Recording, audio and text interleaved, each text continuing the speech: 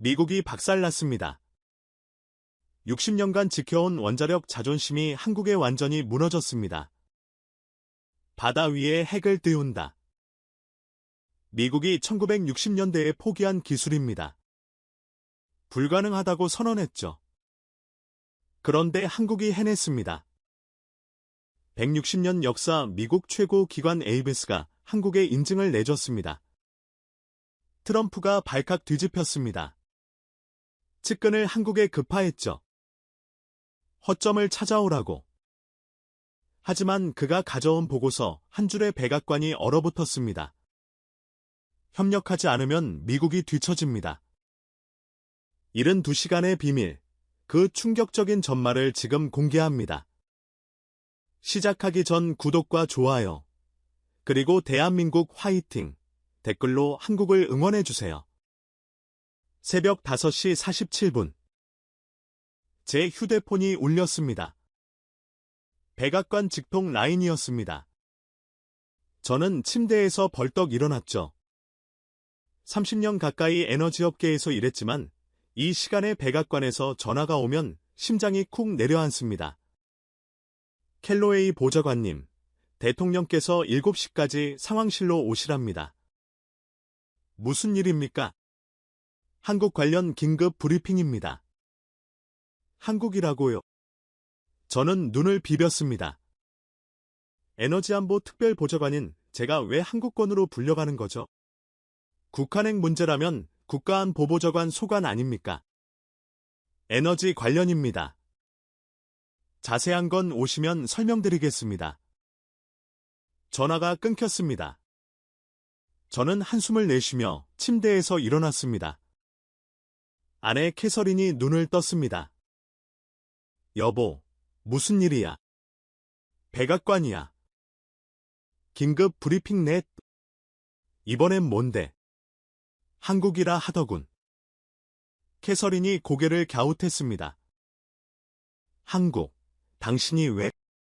저도 모르겠다는 표정을 지었습니다. 하지만 트럼프 대통령의 호출에는 이유를 묻지 않습니다. 일단 가는 겁니다. 샤워를 마치고 양복을 챙겨 입었습니다. 거울 앞에 선제 모습이 보였죠.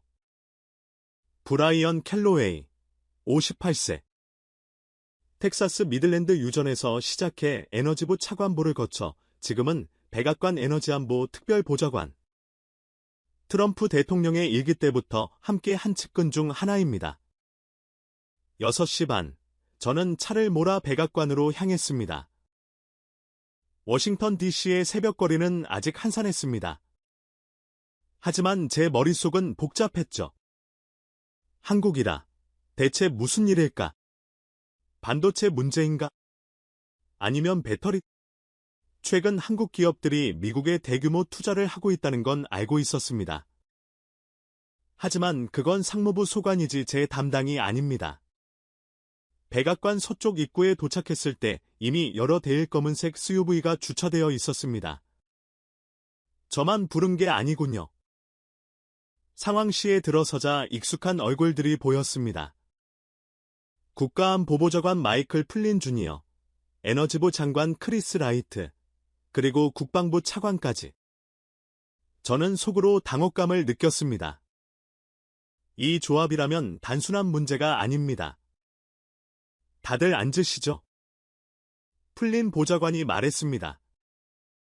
그의 표정이 심상치 않았습니다. 저는 자리에 앉으며 테이블 위에 브리핑 자료를 펼쳤습니다. 첫 페이지에 적힌 제목을 보는 순간 저는 눈을 의심했습니다. 한국 부유식 소형 모듈 원전 SMR, 에이베스 기본 인증 승인. 뭐라고요? 저는 다시 한번 제목을 읽었습니다.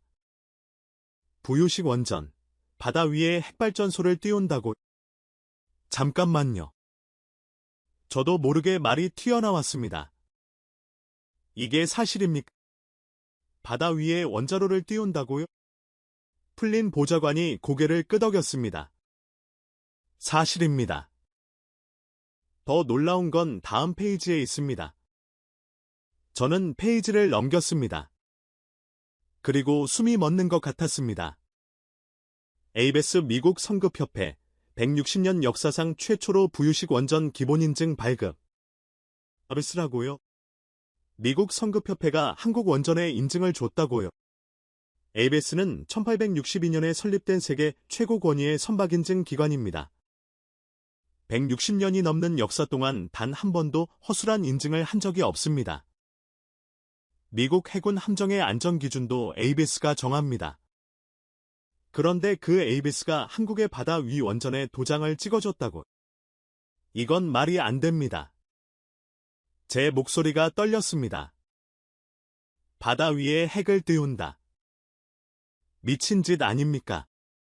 체르노빌을 잊었습니까? 후쿠시마를 잊었습니까? 풀린 보좌관이 손을 들어 저를 진정시켰습니다. 켈로웨이 보좌관, 진정하세요. 대통령께서 곧 오십니다. 바로 그때 문이 열렸습니다. 트럼프 대통령이 들어왔습니다. 그의 표정은 평소와 달랐습니다. 화난 것도 아니고 자신만만한 것도 아니었습니다. 뭔가 복잡한 표정이었죠. 다들 봤나? 대통령이 자리에 앉히며 물었습니다. 네, 대통령님. 풀린 보좌관이 대답했습니다. 트럼프 대통령이 브리핑 자료를 탁 치며 말했습니다. 한국이 바다에 핵을 띄웠어. 그것도 우리 엘스 인증을 받아서 말이야. 대통령의 목소리에는 분노와 당혹감이 섞여 있었습니다. 어떻게 된 거야? 미국 기관이 왜 한국 원전에 인증을 줘? 아무도 대답하지 못했습니다. 저도 마찬가지였습니다. 트럼프 대통령이 저를 바라봤습니다. 켈로웨이, 자네가 에너지 전문가 아닌가? 이게 뭔지 설명해봐. 저는 침을 삼켰습니다. 대통령님, 솔직히 말씀드리면 저도 처음 듣는 이야기입니다. 부유식 원전이라는 개념 자체가 지금까지 실현 불가능하다고 여겨졌습니다. 왜? 바다는 움직입니다. 파도가 치고 태풍이 옵니다. 그런 환경에서 원자로를 안전하게 운영한다는 건 이론적으로도 극히 어렵습니다. 미국도 1960년대에 스터지스호라는 부유식 원전을 시도했다가 포기했습니다. 근데 한국이 해냈다고? 저는 잠시 말을 멈췄습니다. 아직 확인이 필요합니다. ABS 인증을 받았다고 해서 기술이 완성된 건 아닙니다. 기본 인증은 설계 검토 단계일 뿐입니다. 트럼프 대통령이 고개를 저었습니다. ABS가 아무 원전에나 인증 주는 기관이 아니잖아. 160년 역사라며? 그 양반들이 한국한테 넘어갔어. 저는 대답할 말이 없었습니다. 대통령이 테이블을 내리치며 말했습니다. 직접 확인해와. 한국 가서 뭘 만들었는지 두 눈으로 봐 이 허점을 찾아와. 저는 놀라서 대통령을 바라봤습니다. 제가요. 자네가 제일 적임자야. 에너지 전문가의 기술도 알고 현장도 안다고 했잖아. 저는 잠시 망설였습니다. 하지만 대통령의 명령입니다. 알겠습니다. 직접 확인하고 오겠습니다. 트럼프 대통령이 고개를 끄덕였습니다. 좋아. 3일 안에 출발해. 그리고 켈로웨이. 내 한국 사람들한테 속지 마. 그 양반들 마케팅은 기가 막히거든. K-팝처럼 포장만 화려할 수도 있어. 저는 속으로 피식 웃었습니다. 대통령 말씀이 맞습니다. 한국은 조선은 인정합니다. 세계 1위니까요. 하지만 원자력은 다릅니다. 원자력은 미국이 최고입니다. 그건 변하지 않는 진실이죠. 걱정 마십시오, 대통령님. 허점을 찾아오겠습니다. 저는 자신 있게 대답했습니다. 그때는 정말 그렇게 생각했습니다. 한국의 바다 위 원전이라니 분명 어딘가 구멍이 있을 겁니다. 제가 그걸 찾아내면 됩니다. 하지만 저는 몰랐습니다. 그 출장이 제 30년 신념을 완전히 무너뜨릴 줄은. 상황실을 나서며 저는 복잡한 신경이었습니다. 부유식 원전이라. 정말 한국이 해낸 걸까요? 저는 고개를 저었습니다. 아닐 겁니다. 분명 과장이 있을 겁니다. 저는 브라이언 켈로웨이입니다. 텍사스 미들랜드에서 태어나 평생을 에너지 산업에 바쳤습니다. 아버지도 석유 시추공이었고 저도 대학 졸업 후 유전에서 일을 시작했죠. 1990년대에 에너지부에 들어갔고 2000년대에는 원자력 정책을 담당했습니다. 미국 원자력 산업의 부침을 온몸으로 겪었습니다. 그래서 압니다. 원자력은 만만한 분야가 아닙니다. 사무실로 돌아온 저는 곧바로 자료조사에 들어갔습니다. 한국의 부유식 원전이 뭔지 정확히 알아야 했으니까요. 검색 결과를 보면서 저는 눈살을 찌푸렸습니다. 한국이 개발한 건 카즘루라는 소형 모듈 원전이었습니다. 출력 100메가와트급 길이 180m의 바지선 위에 원자로를 올린 구조였습니다. 설계를 보니까 한국의 히디연대와 한국원자력연구원이 공동 개발했다고 합니다. 조선소와 원자력연구소가 협력한 거죠. 저는 코웃음을 쳤습니다. 조선소가 원자력을 안다고 배 만드는 사람들이 핵을 이해할 수 있을까요? 미국에서는 상상도 못할 일입니다. 우리나라에서 원자력은 웨스팅하우스 같은 전문 기업이 담당합니다. 조선소는 조선소 일만 하죠. 그런데 한국은 둘을 합쳤다고요? 저는 자료를 더 읽어 내려갔습니다. 그러다가 한 문장에서 멈췄습니다. 72시간 접근 불가전제 설계. 72시간이라고요? 저는 눈을 의심했습니다. 접근 불가전제 설계라니 이게 무슨 뜻입니까? 자료를 더 읽어보니 이런 내용이었습니다. 한국의 부유식 원전은 사고가 나도 72시간 동안 아무도 접근하지 않아도 안전하게 설계되었다는 겁니다. 저는 고개를 저었습니다. 말도 안 됩니다. 원전 사고가 나면 즉각 대응해야 합니다. 작업자들이 투입되어야 하고 냉각수를 공급해야 하고 수십 가지 조치를 취해야 합니다. 그런데 72시간 동안 아무것도 안 해도 된다고요? 과장입니다. 분명 과장이에요. 저는 브리핑 자료를 덮으며 한숨을 내쉬었습니다. 한국 사람들 마케팅 정말 잘합니다. K-팝, K-드라마 이제는 K-원전입니까? 하지만 원자력은 다릅니다. 원자력은 포장으로 되는 게 아닙니다. 실력이 있어야 합니다. 그리고 원자력 실력은 미국이 세계 최고입니다. 저는 책장에서 낡은 사진 한 장을 꺼냈습니다. 1954년 요스스 노틸러스. 세계 최초의 원자력 잠수함입니다. 미국은 70년 전에 이미 원자력을 바다에 띄웠습니다. 지금 미국 해군은 11척의 원자력 항공모함과 70척이 넘는 원자력 잠수함을 운영합니다. 단 한 번의 원자로 사고도 없이 말입니다. 그게 미국입니다. 원자력 강구, 바다 위 원자력의 원조. 한국이 이제 와서 부유식 원전을 만들었다고요? 웃기는 소리입니다. 조선은 인정합니다. 한국이 세계 1위인 건 맞습니다. 렌지선, 컨테이너선, 탱커선. 한국 조선소가 세계 시장의 70%를 장악하고 있죠. 하지만 원자력은 다릅니다. 원자력은 50년 이상의 노하우가 필요합니다. 미국, 프랑스, 러시아. 이 세 나라만이 진정한 원자력 강국입니다. 한국은 원전을 운영해본 경험은 있지만 독자 기술력은 의문입니다. 한국 원전 대부분이 웨스팅하우스 기술을 기반으로 하고 있으니까요. 그런 한국이 부유식 원전을 독자 개발했다고요? 저는 믿을 수 없었습니다. 전화기를 들어 에너지부의 오랜 동료에게 연락했습니다. 짐, 나야. 한국 부유식 원정건 들었어. 들었지. 난리 났더군. 어떻게 생각해? 짐이 한숨을 내쉬었습니다. 솔직히 의아해.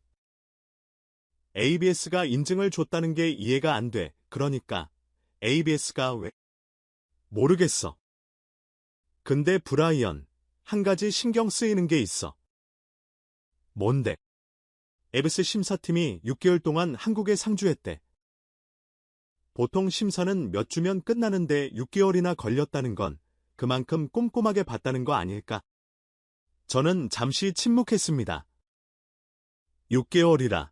그건 확실히 이례적입니다. 근데 짐, 설마 진짜 대단한 기술은 아니겠지? 글쎄, 직접 봐야 알겠지.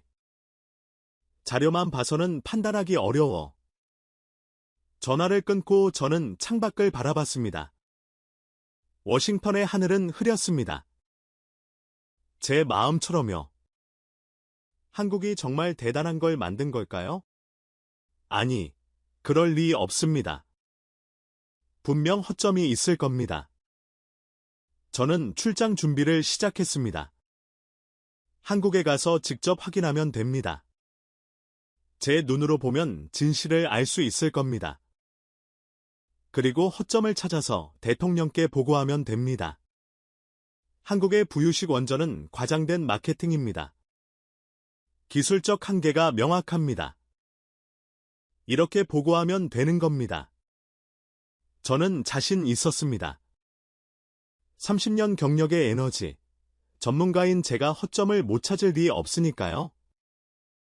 하지만 그 자신감은 곧 무너지게 됩니다. 출장 전날 밤이었습니다. 저는 일찍 퇴근해서 집으로 향했습니다. 내일 새벽 비행기니까 오늘은 가족과 시간을 보내고 싶었습니다. 버지니아 교회에 우리 집에 도착하니 저녁 7시가 조금 넘었습니다. 현관문을 열자마자 작은 발소리가 들려왔습니다. 아빠, 8살 딸 에밀리가 달려왔습니다. 금발머리를 양갈래로 묶은 제 딸, 저는 에밀리를 번쩍 안아 올렸습니다. 우리 공주님, 오늘 학교 어땠어? 좋았어. 오늘 과학 시간에 배 그렸어. 배? 무슨 배?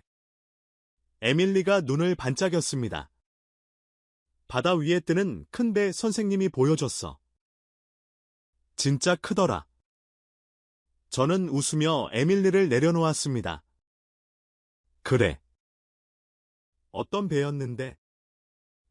잘 모르겠어. 근데 진짜 멋있었어. 나중에 나도 타보고 싶어. 저는 에밀리의 머리를 쓰다듬었습니다. 그래. 나중에 아빠가 큰 배 보여줄게. 진짜. 약속이야? 약속. 에밀리가 활짝 웃었습니다. 그 웃음을 보면 세상 모든 걱정이 사라지는 것 같습니다. 저녁 식사 시간이었습니다. 캐서린이 스테이크를 구웠고 저는 에밀리와 함께 식탁에 앉았습니다.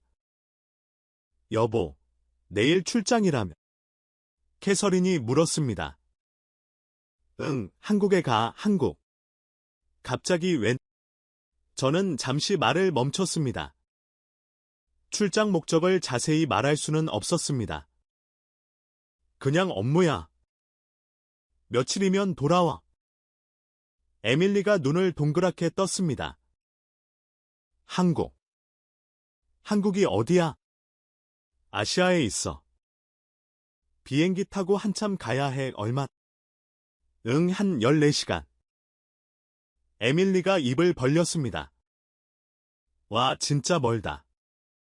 아빠, 한국에 뭐 있어? 저는 잠시 생각했습니다. 뭐라고 설명해야 할까요? 바다 위에 뜨는 특별한 배가 있대. 아빠가 그거 보러 가는 거야. 에밀리의 눈이 빛났습니다. 바다 위에 뜨는 배 오늘 학교에서 본 거랑 같은 거야. 저는 웃었습니다. 글쎄. 비슷할 수도 있고 다를 수도 있고. 아빠, 나도 가고 싶어. 에밀리는 학교 가야지. 에밀리가 입을 삐쭉 내밀었습니다. 에이, 재미없어. 캐서린이 웃으며 말했습니다. 에밀리, 아빠 일하러 가는 거야. 나중에 휴가 때 같이 여행 가자. 진짜, 바다 보러. 그래. 바다 보러. 에밀리가 다시 웃었습니다. 저녁을 먹고 저는 서재에서 출장 준비를 했습니다. 노트북을 열어 한국 관련 자료를 더 검토했습니다. 그때 문이 삐걱 열렸습니다. 에밀리가 잠옷을 입고 서 있었습니다. 손에는 종이 한 장을 들고 있었죠. 아빠, 이거 줄 거야. 에밀리가 종이를 내밀었습니다. 저는 종이를 받아 들었습니다. 거기엔 크레용으로 그린 그림이 있었습니다. 파란 바다 위에 커다란 배가 떠 있었습니다. 배 위에는 빨간 지붕의 집이 있었고 그 옆에 두 사람이 서 있었습니다. 한 명은 키가 크고 한 명은 작았습니다. 이거 뭐야? 아빠랑 나야. 바다 위 배에서 같이 있는 거 저는 가슴이 뭉클해졌습니다. 에밀리가 그린 거야. 응, 아빠가 바다 위 배 보러 간다고 해서 그렸어. 저는 에밀리를 꼭 안았습니다. 고마워. 우리 딸, 아빠가 이거 가져갈게. 에밀리가 제 목을 끌어안으며 말했습니다. 아빠, 돌아오면 진짜 바다 보러 가는 거다. 응, 약속해. 새끼 손가락 걸어. 작은 새끼 손가락이 제 손가락에 걸렸습니다. 약속. 에밀리가 웃었습니다. 아빠, 한국에서 멋진 배 보고 와. 그리고 나한테 얘기해줘. 그럴게. 에밀리를 재우고 저는 서재로 돌아왔습니다. 에밀리가 그린 그림을 가방에 넣었습니다. 바다 위의 배 아빠와 딸, 저는 잠시 그림을 바라봤습니다. 바다 위에 뜨는 베라 에밀리에게는 그저 신기한 이야기겠죠. 하지만 저에게 바다 위의 원자로는 다른 의미입니다. 위험, 불안정, 통제 불가능. 원자력은 땅 위에 있어야 합니다. 견고한 기반 위에 콘크리트 경납 건물 안에 수십 겹의 안전장치 속에 있어야 합니다. 그런데 그걸 바다 위에 띄운다고 파도가 치면 어떻게 합니까? 태풍이 오면요. 해일이 덮치면요. 바다는 변수가 너무 많습니다. 그 변수를 모두 통제한다는 건 불가능에 가깝습니다. 미국이 1960년대에 포기한 데는 이유가 있습니다. 저는 창밖을 바라봤습니다. 버지니아의 밤하늘에 별이 빛나고 있었습니다.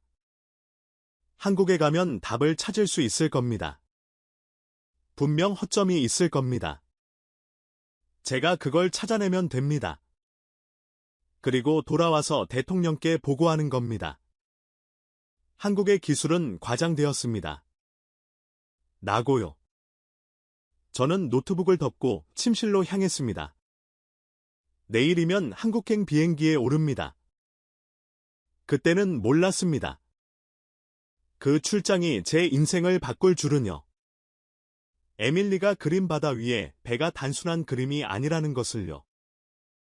한국에서 제가 목격할 것들이 30년간 쌓아온 제 신념을 완전히 무너뜨릴 줄은요. 저는 침대에 누우며 눈을 감았습니다. 내일을 위해 잠을 자야 합니다. 하지만 이상하게 잠이 오지 않았습니다. 가슴 한구석이 묘하게 떨렸습니다. 불안함인지 기대감인지 알 수 없는 떨림이었습니다. 새벽 4시 덜레스 국제공항. 저는 1등석 라운지에서 커피를 마시며 노트북을 열었습니다. 한국까지 14시간. 그 시간 동안 자료를 더 검토할 생각이었습니다. 출발 전 에너지부에서 추가 자료를 받았습니다. 한국 부유식 원전의 기술 사양서와 엘스 심사보고서 요약본이었죠. 저는 페이지를 넘기며 꼼꼼히 읽었습니다. KSMR 출력 100MW 길이 180m 폭 60m의 바지선의 탑재 설계 수명 40년. 숫자만 보면 그럴듯합니다. 하지만 저는 속지 않습니다. 원전의 핵심은 숫자가 아닙니다. 안전입니다. 그리고 안전은 수십 년의 경험에서 나옵니다. 한국이 원전을 운영한 건 1978년 고리 1호기부터입니다. 50년이 채 안 됩니다. 반면 미국은 1951년부터 원자력 발전을 시작했죠. 70년이 넘는 역사입니다. 게다가 미국 해군은 1954년부터 원자력 함정을 운영했습니다. 바다 위의 원자력이라면 미국이 원조입니다.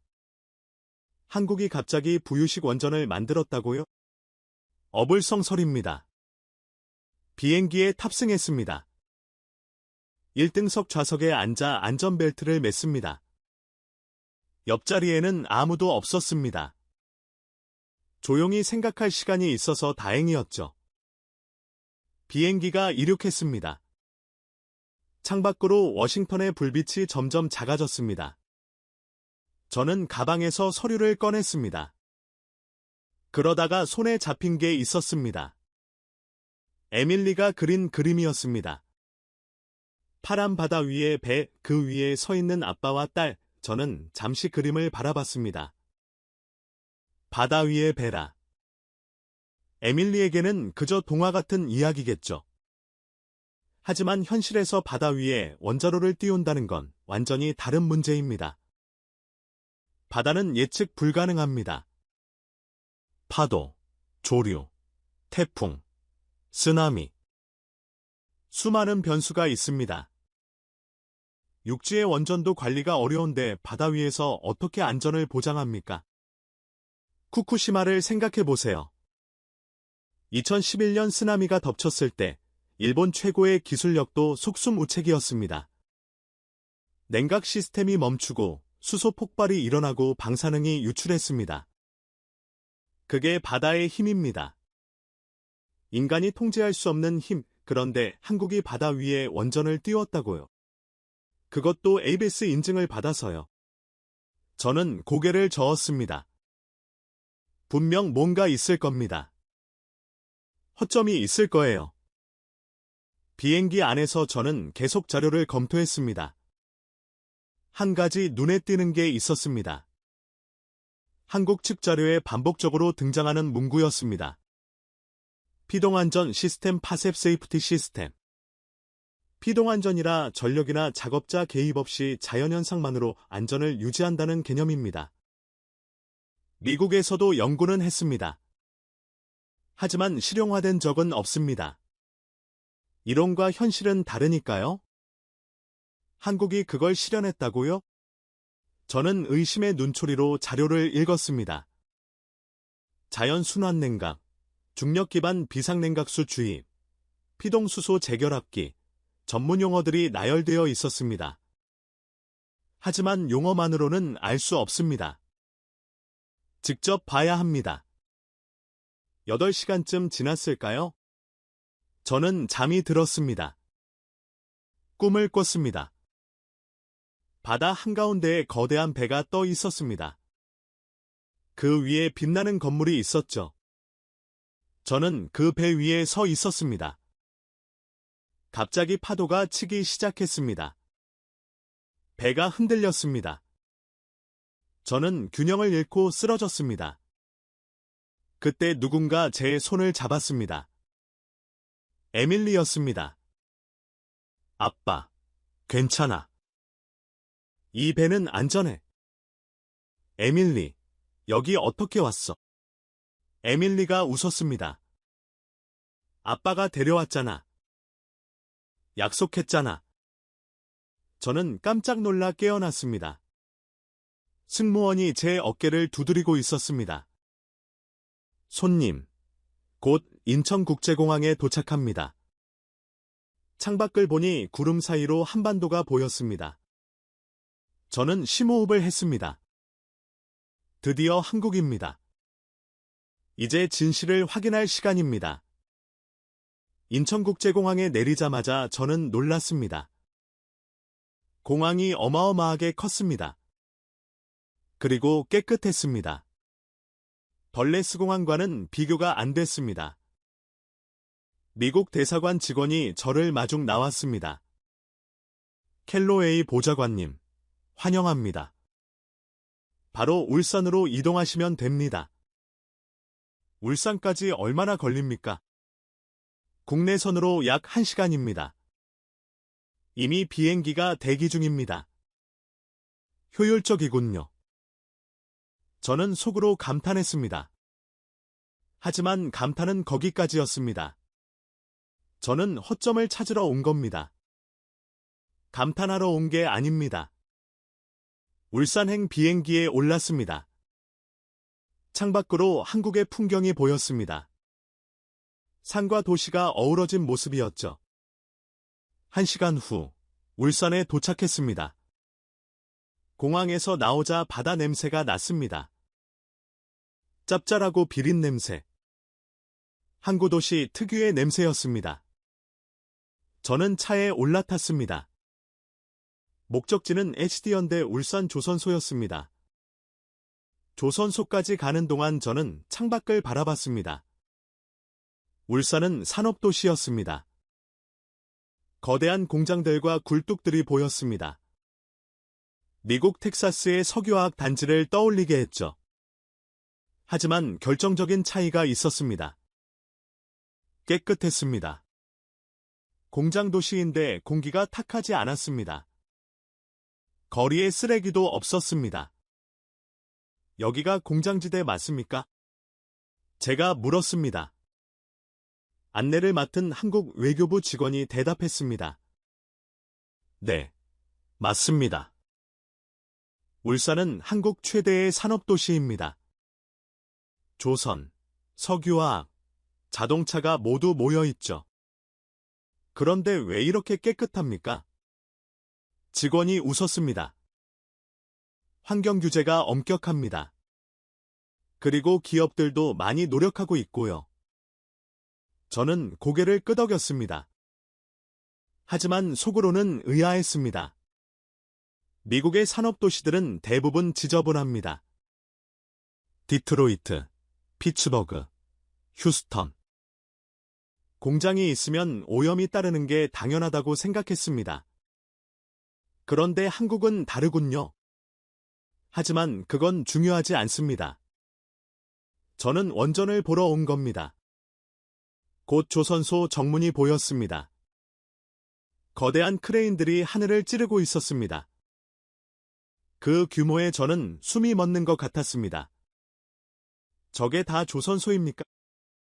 네, HD연대 울산 조선소입니다. 세계 최대 규모의 조선소 중 하나죠. 저는 할 말을 잃었습니다. 미국에도 조선소가 있습니다. 버지니아의 뉴포트 뉴스, 코네티컷의 일렉트리포트. 미국 해군 함정을 만드는 곳들이죠. 하지만 이건 차원이 다릅니다. 눈앞에 펼쳐진 건 도시 하나 크기의 조선소였습니다. 거대한 선박들이 여러 척 동시에 건조되고 있었습니다. 저는 창밖을 멍하니 바라봤습니다. 이건 예상 못했습니다. 조선소 정문을 통과하자 안내 차량이 기다리고 있었습니다. HD연대 측에서 나온 담당자가 저를 맞았습니다. 50대 초반으로 보이는 남자였습니다. 이름은 박진우, 해양플랜트 사업부 전무라고 했습니다. 켈로웨이 보좌관님, 먼 길 오시느라 수고하셨습니다. 그의 영어는 유창했습니다. 직접 보여드리겠습니다. 따라오시죠. 저는 박 전무를 따라 조선소 안으로 들어갔습니다. 그리고 저는 완전히 압도당했습니다. 조선소의 규모가 상상을 초월했습니다. 끝이 보이지 않았습니다. 거대한 도크들이 줄지어 있었고 각 도크마다 건조 중인 선박이 있었습니다. 렌지선, 컨테이너선, 유조선, 3개의 군을 움직이는 선박들이 이곳에서 퇴원하고 있었습니다. 현재 이 조선소에서 연간 약 50척의 대형 선박을 건조합니다. 박 전무가 설명했습니다. 50척이요. 네, 하루에 한 척 이상 진수하는 셈이죠. 저는 믿을 수 없었습니다.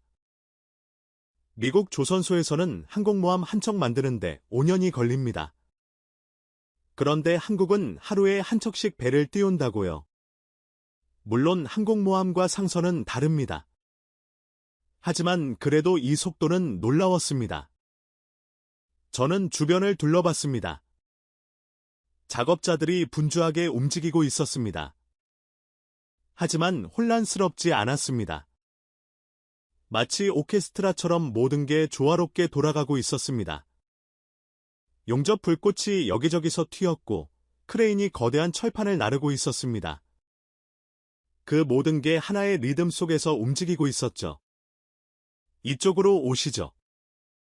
KSMR 건조 현장을 보여드리겠습니다. 박 전무의 안내를 따라 조선소 안쪽으로 들어갔습니다. 5분쯤 걸었을까요? 거대한 건물이 나타났습니다.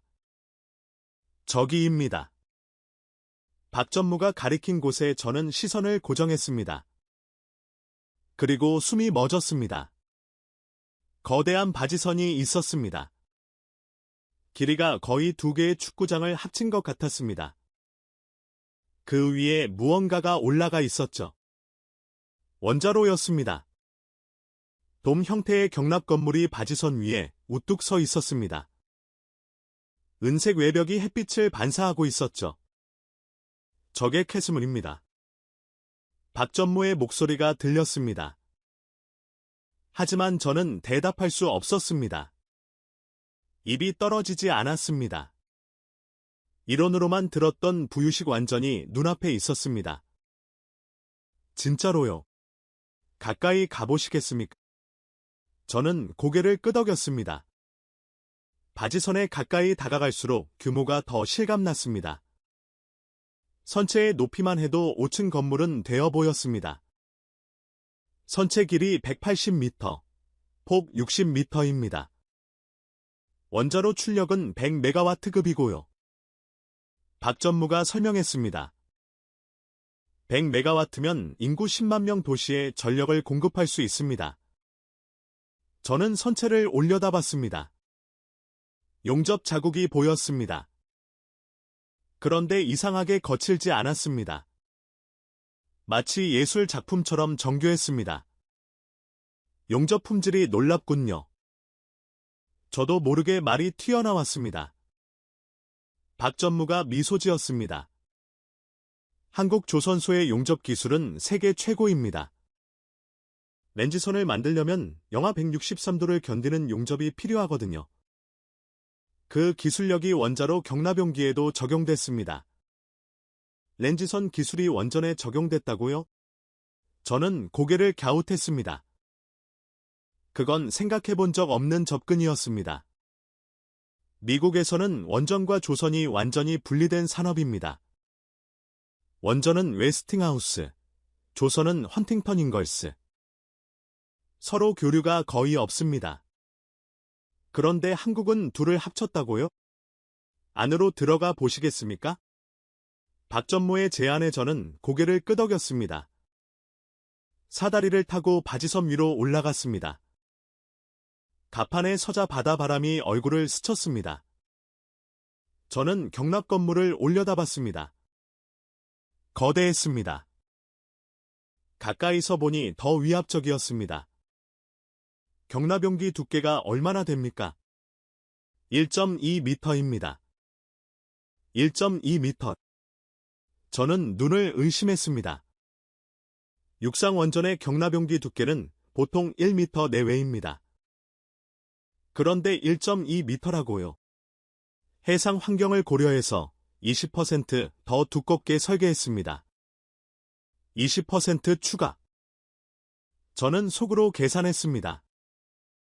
그건 안전 여유치가 상당하다는 뜻입니다. 그냥 기준을 맞춘 게 아니라 기준을 넘어선 거죠. 냉각 시스템은 어떻게 됩니까? 저는 질문을 던졌습니다.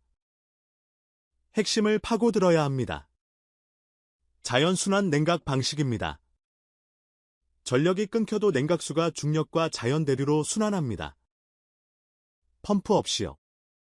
네, 펌프 없이도 72시간 동안 원자로를 안전하게 냉각할 수 있습니다. 72시간 그 숫자가 다시 나왔습니다. 72시간이라고 했는데 그게 무슨 의미입니까? 박 전무가 잠시 멈췄습니다. 그리고 진지한 표정으로 말했습니다. 그건 설계 철학입니다. 안으로 들어가시면 더 자세히 설명드리겠습니다. 저는 박 전무를 따라 경납 건물 안으로 들어갔습니다. 그곳에서 저는 제 30년 경력이 흔들리는 경험을 하게 됩니다. 경납 건물 내부는 예상보다 넓었습니다. 중앙에 원자로가 있었고 주변에 각종 배관과 장비들이 빼곡히 들어차 있었습니다. 하지만 복잡하지 않았습니다. 오히려 깔끔하게 정리되어 있었죠. 이쪽으로 오시죠. 박 전무가 저를 안내했습니다. 원자로 앞에 섰을 때 한 사람이 다가왔습니다. 40대 중반으로 보이는 남자였습니다. 안녕하세요. 저는 김현수 원자력연구원 SMAO 설계팀장입니다. 그가 영어로 자기소개를 했습니다. 저는 악수를 나눴습니다. 브라이언 켈러웨이입니다. 백악관 에너지안보 특별보좌관이죠. 김 팀장이 고개를 끄덕였습니다. 직접 오셔서 감사합니다. 궁금하신 점 있으시면 뭐든 물어보세요. 저는 단도직입적으로 물었습니다. 72시간 접근 불가 설계라는 게 정확히 뭡니까? 김 팀장의 눈빛이 진지해졌습니다. 좋은 질문입니다. 그건 저희 설계의 핵심 철학이죠. 그가 옆에 있는 스크린을 켰습니다. 그래픽이 나타났습니다. 일반적인 원전은 사고가 나면 즉각 대응합니다. 작업자들이 투입되고 비상 시스템이 가동되고 여러 조치를 취하죠. 그렇죠. 당연한 거 아닙니까? 맞습니다. 하지만 저희는 다르게 생각했습니다. 김 팀장이 저를 똑바로 바라봤습니다. 만약 작업자가 접근할 수 없으면 어떻게 될까요? 접근할 수 없다니요. 예를 들어 바다 한가운데서 사고가 났습니다. 태풍이 치고 있어서 아무도 접근할 수 없어요. 헬기도 못 뜨고 배도 못 와요. 그런 상황에서 어떻게 하겠습니까? 저는 잠시 생각했습니다. 그건 악몽 같은 시나리오입니다. 원전 사고가 났는데 아무도 접근할 수 없다. 후쿠시마보다 더 끔찍한 상황이죠. 솔직히 그건 최악의 시나리오입니다. 맞습니다. 그래서 저희는 그 최악을 전제로 설계했습니다. 저는 눈을 깜빡였습니다. 최악을 전제로요. 네, 저희 설계의 대전제는 이겁니다. 사고 발생 후 72시간 동안 아무도 접근할 수 없다. 크린에 새로운 그래픽이 떴습니다. 그래서 모든 안전 시스템을 피동으로 설계했습니다. 전력이 없어도 작업자가 없어도 원자로가 스스로 안전해지도록요. 저는 믿을 수 없다는 표정을 지었습니다. 그게 가능합니까? 원자로가 스스로 안전해진다고요? 보여드리겠습니다. 김 팀장이 스크린을 조작했습니다. 시뮬레이션이 시작됐습니다. 사고가 발생했다고 가정합니다. 전력이 완전히 끊겼습니다. 스크린에서 원자로가 붉게 변했습니다. 기존 원전이라면 비상 디젤 발전기가 가동되어야 합니다. 하지만 저희 설계에서는 발전기가 필요 없습니다. 어떻게 해? 중력입니다. 스크린에서 물탱크가 보였습니다. 원자로 위쪽에 위치한 거대한 탱크였습니다. 원자로 위에 비상 냉각수 탱크가 있습니다. 사고가 나면 밸브가 열리고 중력에 의해 냉각수가 원자로로 쏟아집니다. 펌프 없이요. 펌프 없이 중력만으로. 저는 스크린을 뚫어지게 바라봤습니다. 시뮬레이션에서 냉각수가 원자로를 식히고 있었습니다. 펌프도 없이 전력도 없이. 그리고 여기 보세요. 김 팀장이 다른 부분을 가르쳤습니다. 열교환기입니다. 원자로에서 발생한 열이 여기로 전달되고 바닷물과 열교환을 합니다. 바닷물이. 네, 바다는 무한한 냉각원입니다. 아무리 열이 나도 바다가 다 흡수해줍니다. 저는 말문이 막혔습니다. 바다를 냉각원으로 쓴다고요? 그건 육상 원전에서는 불가능한 접근입니다. 잠깐만요. 저는 손을 들었습니다. 그럼 해수가 직접 원자로에 닿는 겁니까? 아닙니다. 이중 루프 시스템입니다. 1차 냉각수와 2차 냉각수가 분리되어 있고 바닷물은 3차로 열만 받아갑니다. 3중 경기라는 뜻입니까? 정확합니다. 방사성 물질이 바다로 유출될 가능성은 제로입니다. 저는 잠시 생각에 잠겼습니다. 이론적으로는 완벽해 보입니다. 하지만 이론과 현실은 다릅니다. 실제로 검증은 됐습니까? ABS에서 6개월간 검증했습니다. 6개월 아까 에너지부 동료가 말한 그 기간입니다. 6개월이나요? 네, ABS 역사상 가장 긴 심사였습니다. 그들도 믿을 수 없었거든요. 김 팀장이 쓴 웃음을 지었습니다. 처음에 앱스 심사관들은 저희를 비웃었습니다. 미국이 60년 전에 포기한 걸 한국이 한다고. 불가능하다고요? 그랬군요. 하지만 6개월 후에 그들은 생각을 바꿨습니다. 왜요? 직접 보셨으니까요. 당신처럼요. 저는 김 팀장을 바라봤습니다. 그의 눈에는 자신감이 있었습니다. 허세가 아니었습니다. 진짜 자신감이었죠. 그때 저는 문득 가방 안에 있는 그림이 생각났습니다. 에밀리가 그린 바다 위의 배, 저는 속으로 중얼거렸습니다. 이게 에밀리가 말한 바다 위 배구나. 에밀리에게는 동화 같은 이야기였습니다. 하지만 한국은 그걸 현실로 만들었습니다. 실례지만 질문 하나 해도 될까요? 김 팀장이 물었습니다. 네, 다세요. 보좌관님은 왜 이렇게 열심히 허점을 찾으시는 건가요? 저는 솔직하게 대답했습니다. 대통령께서 지시하셨습니다. 한국 기술의 허점을 찾아오라고요. 김 팀장이 고개를 끄덕였습니다. 이해합니다. 미국 입장에서는 당연한 반응이죠. 그가 잠시 멈췄다가 말을 이었습니다. 하지만 허점은 없을 겁니다. 저희가 가장 먼저 찾으려고 했으니까요. 무슨 뜻입니까? 저희는 3년간 자체 검증을 했습니다. 모든 시나리오를 시뮬레이션했고 모든 취약점을 분석했습니다. ABS가 찾을 수 있는 허점은 저희가 이미 다 찾아서 보완했습니다. 저는 할 말을 잃었습니다. 미국에서는 그런 접근을 본 적이 없습니다. 보통은 규제기관이 허점을 찾고 기업이 방어하는 구조입니다. 그런데 한국은 스스로 허점을 찾았다고. 한 가지 더 보여드릴 게 있습니다. 김 팀장이 저를 다른 구역으로 안내했습니다. 그곳에는 거대한 수조가 있었습니다. 이건 뭡니까? 파도 시뮬레이터입니다. 실제 태풍 수준의 파도를 만들어서 선체 안정성을 테스트합니다. 태풍 수준이요. 네, 초속 50m 바람, 높이 15m 파도. 100년에 한 번 올 태풍을 가정했습니다. 저는 수조를 바라봤습니다.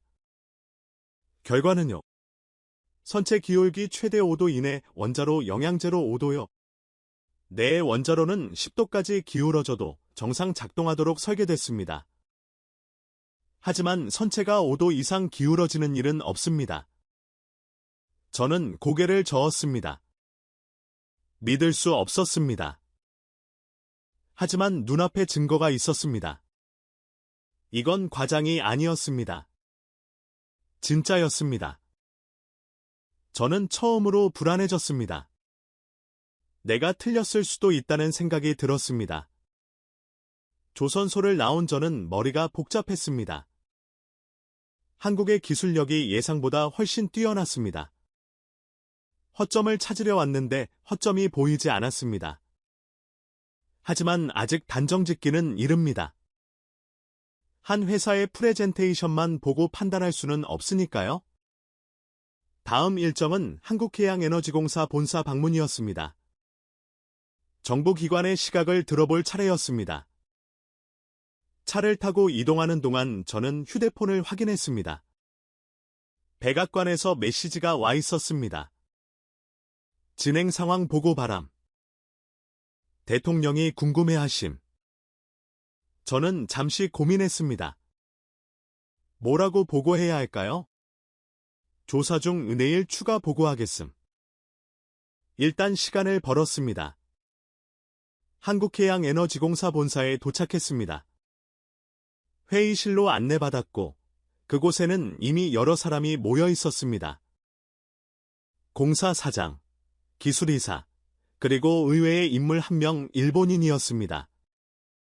소개드리겠습니다. 일본 조선해양공업회 야마모토 부회장님입니다. 저는 놀라서 야마모토를 바라봤습니다. 일본.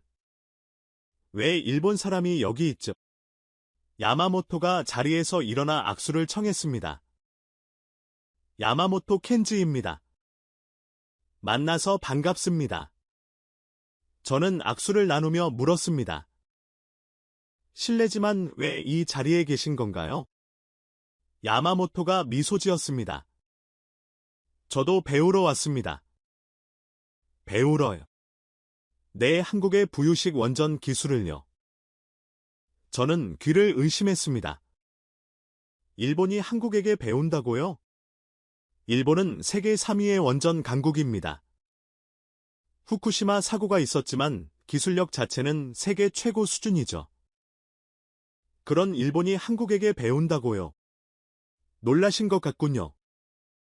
야마모토가 말했습니다. 솔직히 말씀드리면 저도 처음엔 믿지 않았습니다. 한국이 부유식 원전을 만들었다. 불가능하다고 생각했죠. 그런데요. 직접 보고 생각이 바뀌었습니다. 야마모토가 진지한 표정으로 말했습니다. 일본도 부유식 원전을 연구했습니다.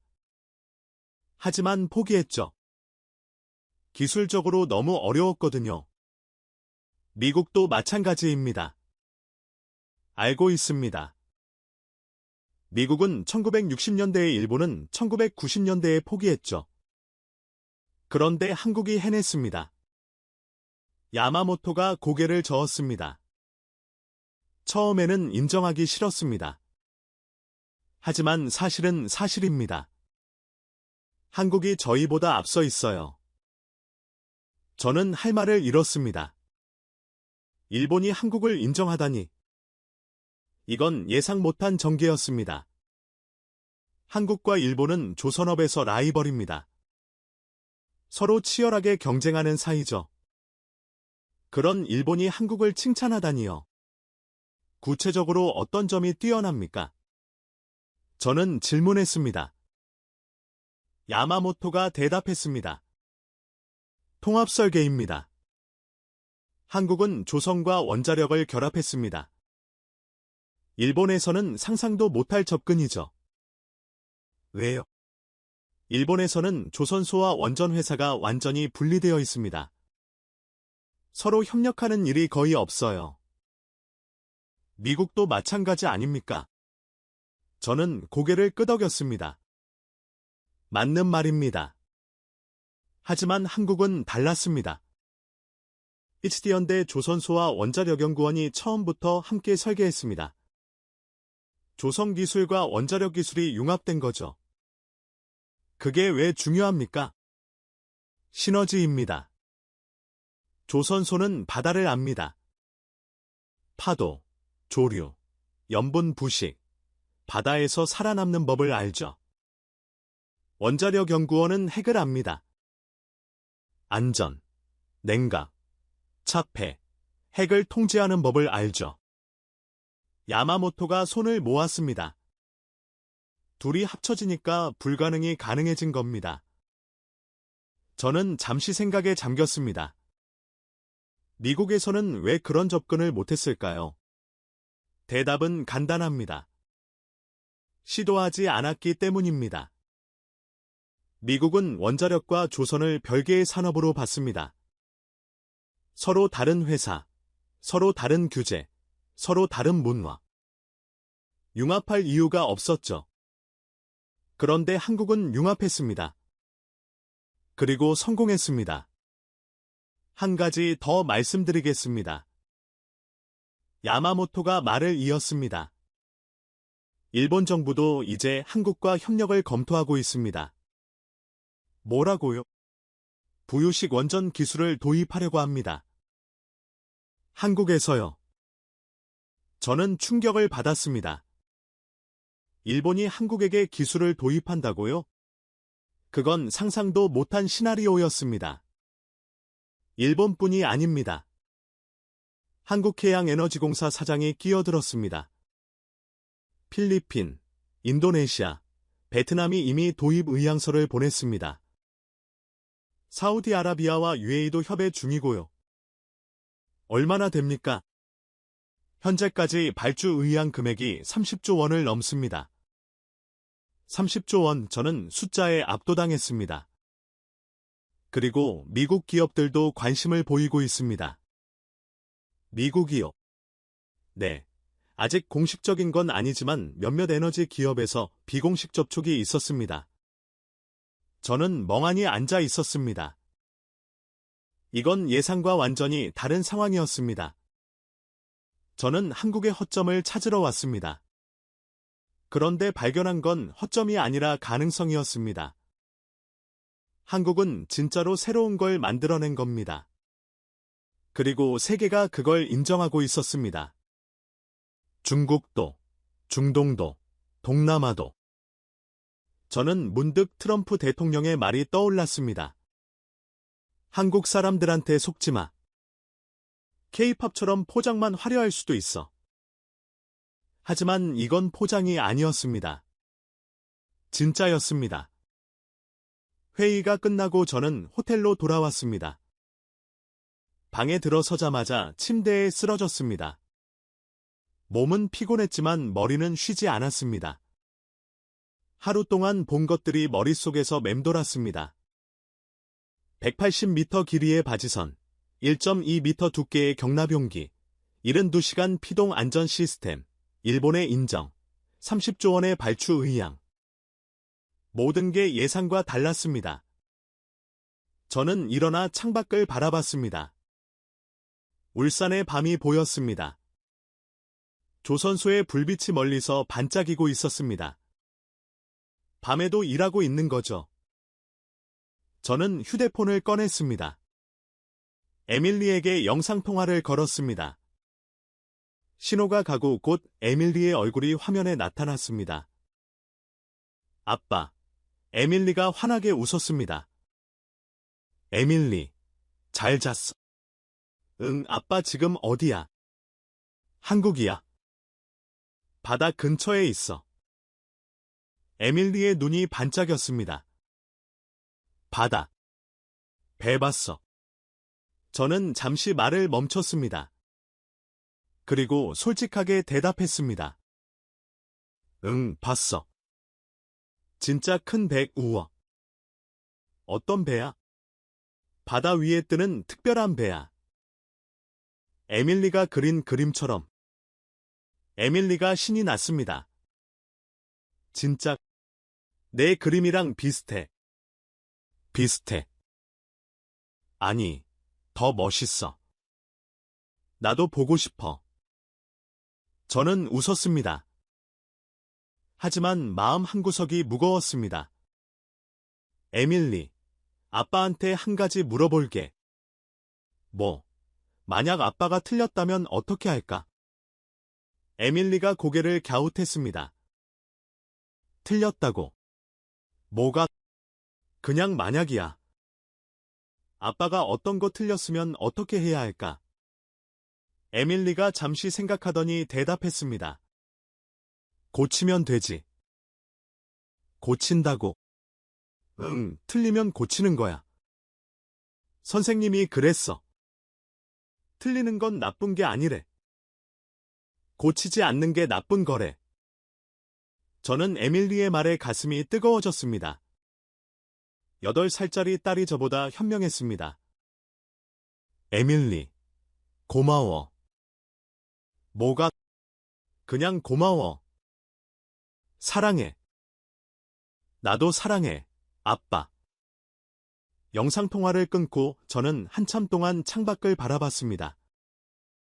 에밀리 말이 맞습니다. 틀리면 고치면 됩니다. 저는 30년 동안 미국이 최고라고 믿었습니다. 원자력은 미국이 원조고 미국을 넘어설 나라는 없다고 생각했습니다. 하지만 오늘 본 건 다른 현실이었습니다. 한국이 미국보다 앞서 있었습니다. 적어도 부유식 원전 분야에서는요? 저는 책상에 앉아 노트북을 열었습니다. 보고서를 작성해야 했습니다. 하지만 뭐라고 써야 할지 몰랐습니다. 한국의 부유식 원전은 과장되었습니다. 라고 쓰려고 했습니다. 하지만 그건 거짓말이었습니다. 진실은 달랐습니다. 한국의 부유식 원전은 진짜입니다. 미국보다 앞서 있습니다. 그 문장을 쓰는 게 두려웠습니다. 하지만 사실이니까요? 저는 깊은 한숨을 내쉬었습니다. 그때 휴대폰이 울렸습니다.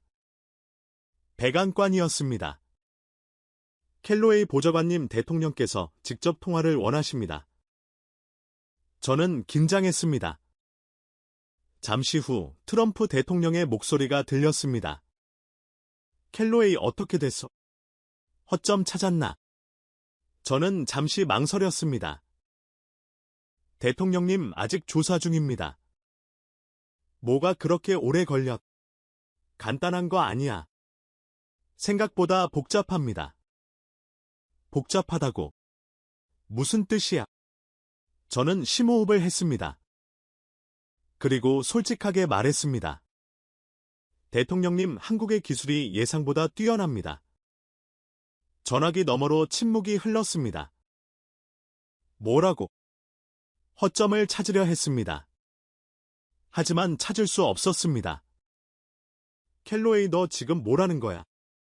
대통령의 목소리가 날카로워졌습니다. 한국에 속은 거 아니야. 그 양반들 마케팅 잘한다고 했잖아. 마케팅이 아닙니다. 직접 봤습니다. 저는 단호하게 말했습니다.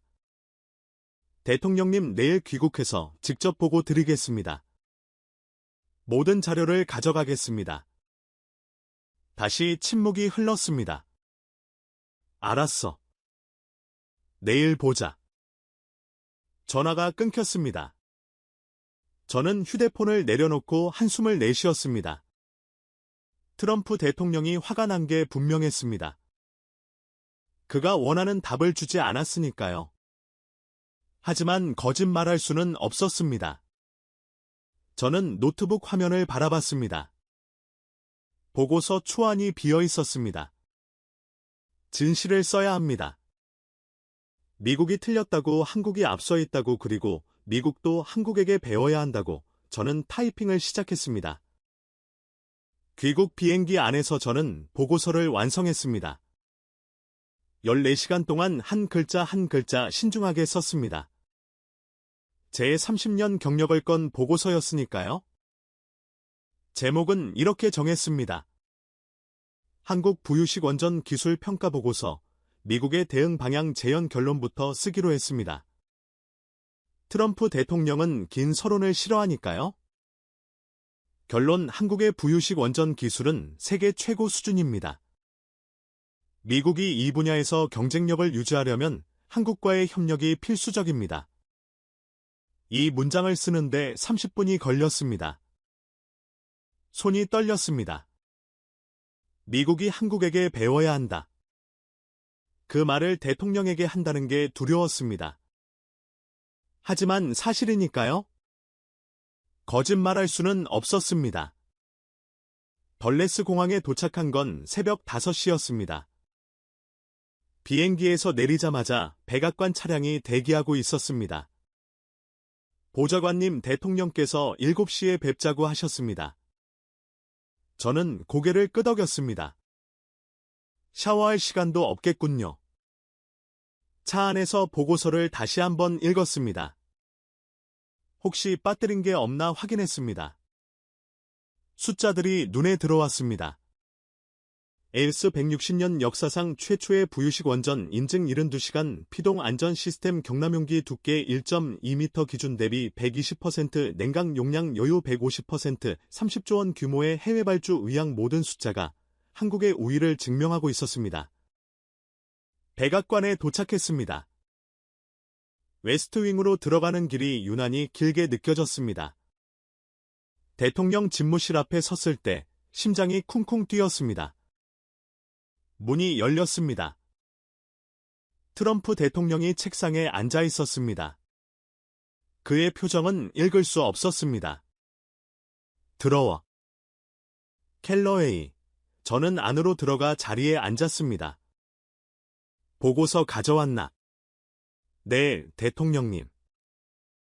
저는 보고서를 건넸습니다. 대통령이 첫 페이지를 펼쳤습니다. 결론을 읽는데 10초도 안 걸렸습니다. 대통령의 눈썹이 꿈틀했습니다.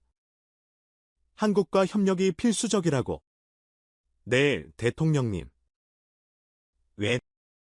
저는 심호흡을 했습니다. 직접 봤습니다. 한국의 기술은 진짜입니다. 과장이 아닙니다. 구체적으로 말해봐. 저는 준비한 대로 설명을 시작했습니다. 첫째, 설계 철학이 다릅니다. 한국은 72시간 접근 불가를 전제로 설계했습니다. 사고가 나도 3일간 아무도 접근하지 않아도 안전합니다. 그게 가능해. 가능합니다. 피동 안전 시스템 덕분입니다. 전력이 없어도, 작업자가 없어도 원자로가 스스로 냉각됩니다. 대통령이 고개를 갸웃했습니다.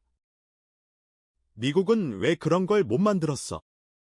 저는 솔직하게 대답했습니다. 시도하지 않았습니다. 미국은 원자력과 조선을 별개의 산업으로 봤습니다. 하지만 한국은 둘을 융합했습니다. 융합. 네, 조선소와 원자력 연구원이 처음부터 함께 설계했습니다. 조선 기술과 원자력 기술이 합쳐진 겁니다. 대통령이 잠시 생각에 잠겼습니다. 그래서 ABS가 인증을 줬다는 거야. 네, ABS는 6개월간 검증했습니다. 역사상 가장 긴 심사였습니다. 그만큼 꼼꼼하게 봤다는 뜻입니다. 근데 통과했습니다. 앱스 160년 역사상 최초입니다.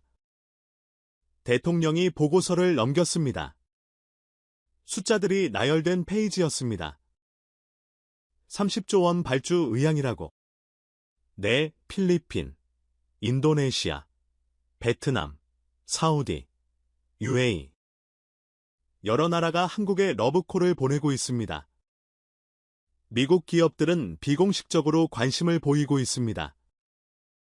하지만 공식적인 움직임은 아직 없습니다. 대통령이 보고서를 덮었습니다. 그리고 저를 똑바로 바라봤습니다. 켈로엘이, 넌 내가 뭘 원하는지 알잖아. 네, 알고 있습니다. 한국의 허점을 찾아오라고 했어. 근데 넌 협력하자고 해. 저는 대통령의 눈을 피하지 않았습니다.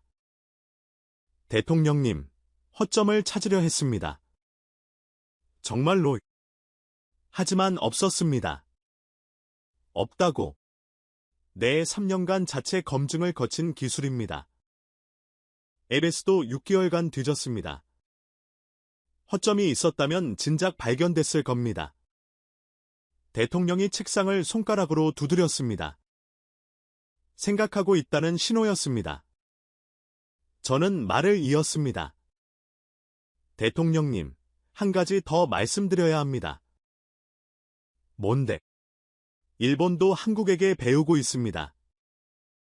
대통령의 눈이 커졌습니다. 일본이? 네, 일본 조선해양공업회 부회장을 만났습니다. 그가 직접 말했습니다. 한국이 일본보다 앞서 있다고요? 일본이 그런 말을 했습니다. 일본도 부유식 원전을 연구했지만 포기했습니다. 한국이 해낸 걸 보고 협력을 검토 중이랍니다. 대통령이 한숨을 내쉬었습니다. 침묵이 흘렀습니다. 10초, 20초, 30초. 저는 숨을 죽이고 기다렸습니다. 마침내 대통령이 입을 열었습니다.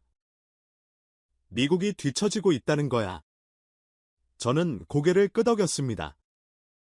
이 분야에서는 그렇습니다. 어떻게 해야 해? 저는 보고서의 마지막 페이지를 가르쳤습니다. 제언 사항을 정리했습니다. 첫째, 한국과 기술 협력 MOU를 체결합니다. 둘째, 미국 내 부유식 원전 개발 프로젝트를 시작합니다. 셋째, 한국 기술자들을 미국에 초청해서 노하우를 배웁니다. 한국에게 배운다고. 대통령의 목소리에 불쾌함이 묻어났습니다. 저는 단호하게 대답했습니다. 배워야 합니다. 안 그러면 뒤처집니다. 미국이 한국한테 대통령님, 1960년대에 미국이 부유식 원전을 포기했을 때 한국은 전쟁의 폐허에서 겨우 일어서고 있었습니다. 60년이 지난 지금 한국은 미국이 못한 걸 해냈습니다. 저는 목소리를 높였습니다. 이건 부끄러운 게 아닙니다. 인정할 건 인정해야 합니다. 그래야 따라잡을 수 있습니다. 대통령이 저를 뚫어지게 바라봤습니다. 5초, 10초, 그리고 대통령이 말했습니다. 알았어. 저는 귀를 의심했습니다. 알았다고요? 들었잖아. 알았다고 대통령이 자리에서 일어났습니다. 창밖을 바라보며 말했습니다. 나도 바보 아니야. 현실을 모르는 것도 아니고 한국이 앞서고 있다는 건 나도 느끼고 있었어. 그럼 협력 추진해. 저는 믿을 수 없었습니다. 정말입니까? 대신 조건이 있어. 대통령이 돌아서서 저를 바라봤습니다. 미국이 주도권을 잡아야 해. 배우되. 끌려가면 안 돼. 기술을 이전받아서 미국에서 생산해야 해. 알겠습니다. 그리고 이건 비밀로 해. 언론에 나가면 안 돼. 미국이 한국에게 배운다는 헤드라인이 나오면 안 된다고. 저는 고개를 끄덕였습니다. 물론입니다. 대통령이 손을 내밀었습니다. 잘했어. 켈러웰이 솔직하게 말해줘서 고맙다. 저는 대통령과 악수했습니다. 집무실을 나오면서 저는 깊은 안도의 한숨을 내쉬었습니다. 됐습니다. 해냈습니다. 미국과 한국이 협력하게 됩니다. 저는 문득 에밀리가 생각났습니다. 틀리면 고치면 돼, 아빠. 그래, 고쳤어. 아빠가 고쳤어. 백악관을 나온 저는 곧장 집으로 향했습니다. 버지니아 교회에 우리 집에 도착한 건 오전 10시쯤이었습니다. 평일이라 캐서린은 출근했고 에밀리는 학교에 갔겠죠. 저는 샤워를 하고 침대에 누웠습니다. 피곤이 밀려왔습니다. 하지만 잠들기 전에 해야 할 일이 있었습니다. 저는 휴대폰을 들어 캐서린에게 문자를 보냈습니다. 오늘 에밀리 일찍 데려와. 바다 보러 가자. 답장이 왔습니다. 바다. 갑자기. 출장 다녀와서 피곤하지 않아. 괜찮아. 약속 지켜야지. 무슨 약속? 에밀리한테 한 약속. 잠시 후 답장이 왔습니다. 알았어. 2시에 데려올게. 저는 휴대폰을 내려놓고 눈을 감았습니다. 꿈을 꿨습니다. 바다 위에 거대한 배가 떠 있었습니다. 은색 돔이 햇빛을 반사하고 있었죠. 그 배 위에 에밀리가 서 있었습니다. 아빠, 이리 와. 에밀리가 손을 흔들었습니다. 저는 에밀리에게 다가갔습니다. 바람이 시원했고 파도 소리가 잔잔했습니다. 아빠, 이 배 멋지지? 응, 멋지다. 아빠도 이런 거 만들 수 있어? 저는 잠시 생각했습니다. 그리고 대답했습니다. 한국이랑 같이 만들면 할 수 있어. 에밀리가 환하게 웃었습니다. 그럼 나도 나중에 한국 가볼 수 있어. 응, 같이 가자. 눈을 떴습니다. 시계를 보니 오후 1시 반이었습니다. 2시간 정도 잔 거죠. 저는 침대에서 일어나 옷을 갈아입었습니다. 곧 현관문이 열리는 소리가 들렸습니다. 아빠, 에밀리가 달려왔습니다. 저는 에밀리를 번쩍 안아 올렸습니다. 우리 공주님, 학교 일찍 왔네? 응, 엄마가 데리러 왔어. 바다 간다며. 그래, 약속했잖아. 에밀리의 눈이 반짝였습니다. 진짜, 지금 가. 지금 가. 캐서린이 웃으며 말했습니다. 당신 진짜 괜찮아. 시차도 안 풀렸을 텐데. 괜찮아. 에밀리랑 약속했으니까. 우리는 차에 올라탔습니다. 목적지는 버지니아 비치였습니다. 차를 몰면서 저는 창밖을 바라봤습니다. 익숙한 미국 풍경이었습니다. 하지만 어딘가 다르게 보였습니다. 한국에서 본 것들이 자꾸 떠올랐습니다. 울산 조선소의 규모, 한국 엔지니어들의 자신감, 야마모토 부회장의 인정, 그리고 김현수 팀장의 말. 저희는 가장 먼저 허점을 찾으려 했습니다. 그 말이 계속 맴돌았습니다. 한국은 스스로 허점을 찾았습니다. 그래서 강해진 겁니다. 미국도 그래야 합니다. 스스로 부족한 점을 인정하고, 배우고, 고쳐야 합니다. 그게 진짜 강함입니다. 버지니아 비치에 도착했습니다. 해변에 내리자 바다 냄새가 코를 찔렀습니다. 짭짤하고 시원한 냄새. 에밀리가 환호성을 질렀습니다. 바다다. 아빠, 빨리 가자. 에밀리가 제 손을 잡고 해변으로 뛰어갔습니다. 파도가 밀려왔다 물러갔습니다. 갈매기가 하늘을 날았습니다.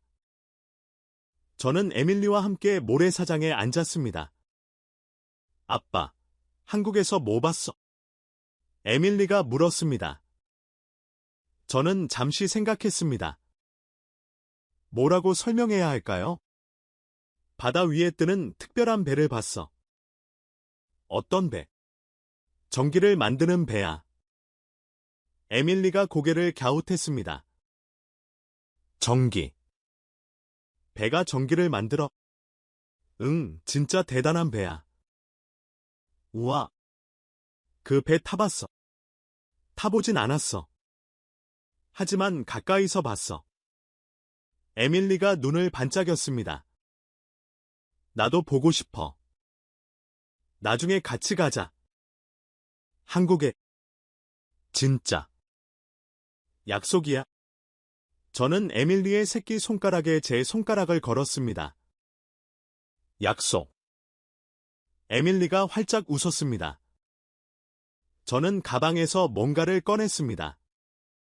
에밀리가 그린 그림이었습니다. 바다 위에 배 아빠와 딸 에밀리. 이거 기억나? 에밀리가 그림을 보며 환하게 웃었습니다. 내가 그린 거잖아. 응, 아빠가 한국 갈 때 가져갔어. 진짜? 왜?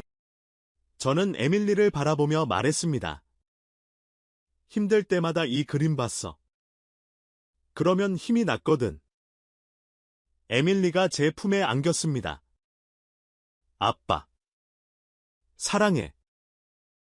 나도 사랑해. 에밀리. 저는 바다를 바라봤습니다. 저 바다 어딘가에 한국의 부유식 원전이 떠 있을 겁니다. 미국이 60년 전에 포기한 꿈을 한국이 이뤘습니다. 하지만 이제 미국도 다시 시작합니다. 한국과 함께요. 저는 에밀리를 안으며 생각했습니다. 에밀리가 어른이 될 때쯤이면 미국 바다에도 부유식 원전이 떠 있을지 모릅니다. 한국의 기술을 배워서 만든 원전이요. 그건 부끄러운 게 아닙니다. 배우는 건 부끄러운 게 아닙니다. 틀렸다고 인정하는 것도 부끄러운 게 아닙니다. 진짜 부끄러운 건 틀린 걸 알면서도 고치지 않는 겁니다.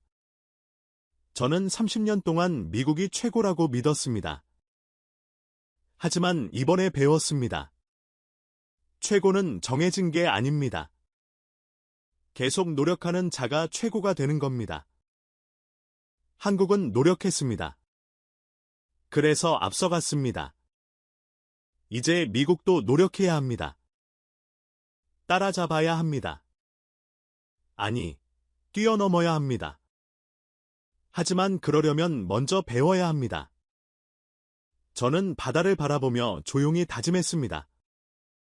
에밀리의 세대에게 더 나은 미래를 물려주겠다고 한국과 미국이 함께 만드는 미래를 워싱턴 DC, 한국 대사관에서 작은 행사가 열렸습니다.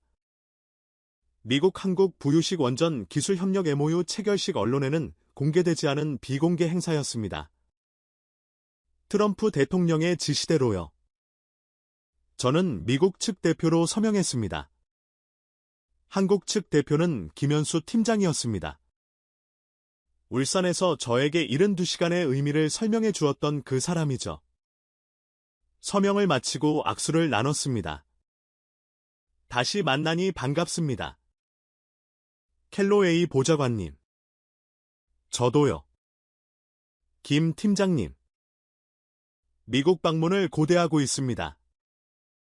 저의 기술을 공유할 수 있게 되어 영광입니다. 저는 웃으며 대답했습니다. 영광은 저희 쪽입니다. 좋은 선생님을 만나게 됐으니까요. 김 팀장이 미소 지었습니다. 행사가 끝나고 저는 대사관을 나왔습니다. 주머니에서 휴대폰을 꺼내 에밀리에게 사진을 보냈습니다. MOU 서명 장면이었습니다. 잠시 후 에밀리에게서 답장이 왔습니다. 아빠. 이거 뭐야? 저는 답장을 보냈습니다. 한국이랑 친구가 됐어. 우와. 그럼 이제 한국 갈 수 있어. 응, 갈 수 있어. 약속할게. 에밀리의 답장이 왔습니다. 아빠 최고. 사랑해. 저는 휴대폰을 주머니에 넣으며 웃었습니다. 하늘을 올려다봤습니다. 워싱턴의 하늘은 맑았습니다. 저는 생각했습니다. 세상은 변하고 있습니다. 미국이 영원히 최고일 수는 없습니다. 하지만 괜찮습니다. 배우면 됩니다. 협력하면 됩니다. 함께 가면 됩니다. 한국은 그렇게 해서 여기까지 왔습니다. 이제 미국도 그렇게 해야 합니다. 혼자 가면 빨리 갑니다. 하지만 함께 가면 멀리 갑니다. 저는 걸음을 옮기며 중얼거렸습니다. 에밀리. 아빠가 더 나은 미래를 만들어 줄게. 바람이 불었습니다. 봄바람이었습니다. 새로운 시작을 알리는 바람이었습니다. 오늘 이야기 어떠셨나요? 160년 역사의 미국 기관이 한국의 바다 위원전에 인증을 준 이유. 그건 단순한 기술력 때문만이 아닙니다. 한국은 불가능을 가능으로 바꿨습니다. 미국이 포기한 꿈을, 일본이 포기한 꿈을 한국이 이뤘습니다. 72시간 동안 아무도 접근하지 않아도 안전한 원전. 그건 기술이 아니라 철학입니다. 최악을 상상하고 최악에 대비하는 철학. 그 철학이 세계를 바꾸고 있습니다. 여러분은 어떻게 생각하시나요? 댓글로 의견 남겨주세요. 구독과 좋아요, 알림 설정까지 부탁드립니다. 다음에도 더 놀라운 이야기로 찾아뵙겠습니다. 지금까지 터칭 스토리였습니다. 감사합니다.